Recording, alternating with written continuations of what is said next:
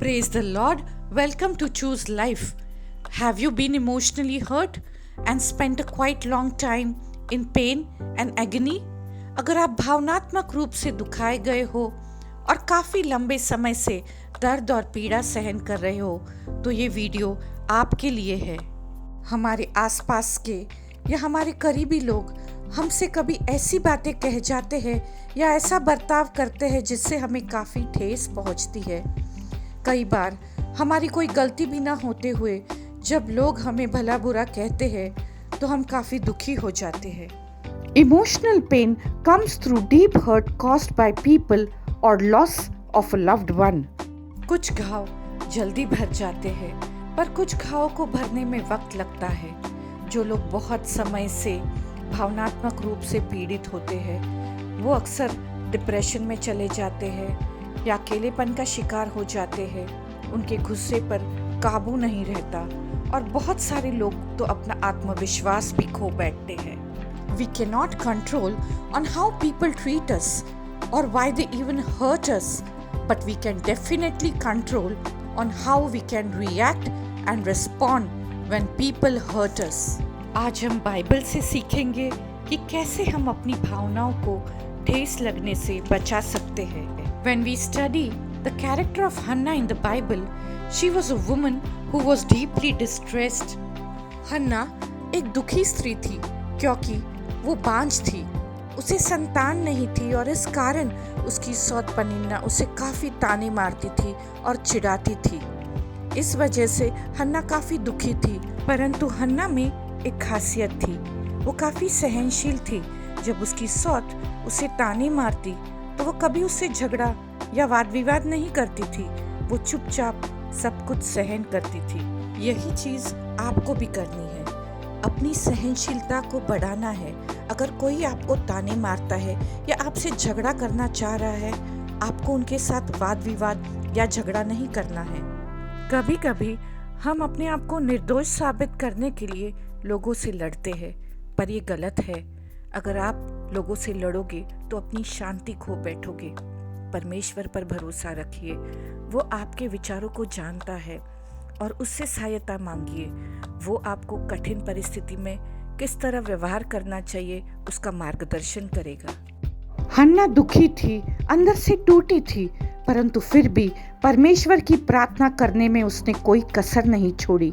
वह हर साल अपने पति के साथ यहोवा के मंदिर शिलो जाती। हम अक्सर परमेश्वर की उपासना करना छोड़ देते हैं जब हम किसी तकलीफ़ों से गुजरते हैं तो बहुत बार हम परमेश्वर से नाराज़ हो जाते हैं कि उसने हमें कठिन परिस्थिति से क्यों गुजरने दिया। हम प्रार्थना करना छोड़ देते हैं, वचन को पढ़ना छोड़ देते हैं, परंतु हन्ना ने ऐसा नहीं किया। वह निरंतर प्रार्थना में लगी रही। एक चीज़ के बारे में ध्यान रखिए, जब आप परमेश्वर को अपनी समस्याएं सौंपते हो तो उसके बारे में सोचना छोड़ दीजिए, उसे पूरी तरह भूल जाइए। Forget your worries when you submit it to God. The mistake we do is that even after praying about our problems or giving it to God, we still keep thinking about it. हन्ना यहोवा के मंदिर अति दुखी होकर प्रार्थना कर रही थी। वह इतनी दुखी थी कि सिर्फ उसके होंठ हिल रहे थे, परंतु शब्द सुनाई नहीं दे रहे थे।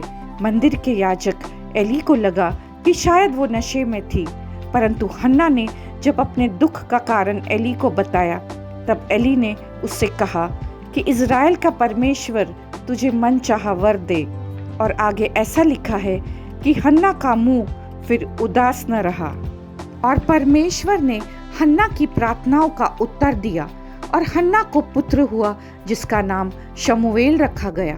और हन्ना ने परमेश्वर से वाचा बांधी कि वो अपने पुत्र को उसे समर्पित करेगी और शमूएल को उसने एली याजक के पास सौंप दिया।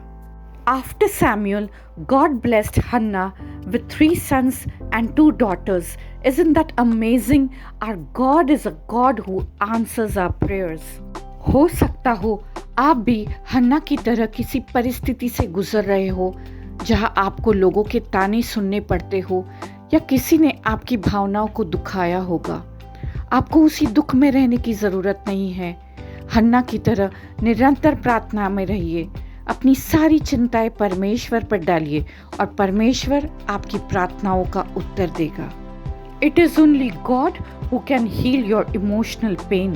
The waiting might be long, but if you are persistent in your prayers like Hannah, God will surely give you the desires of your heart.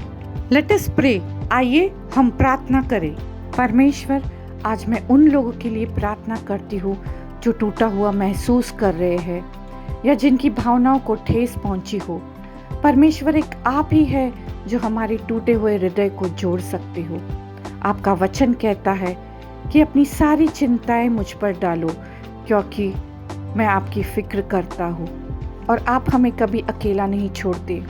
आज हर कोई जो कठिन समस्याओं से गुजर रहा है, आप उनकी सुधि लीजिए। उन्हें हर परिस्थिति में प्रार्थना करने का सामर्थ्य दीजिए।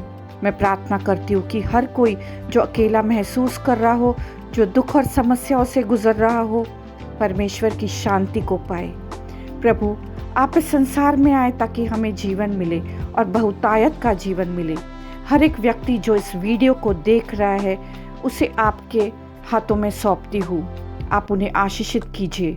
प्रभु यीशु मसीह के पवित्र नाम से मांगती हूँ, सुनिए और ग्रहण कीजिए। आमीन।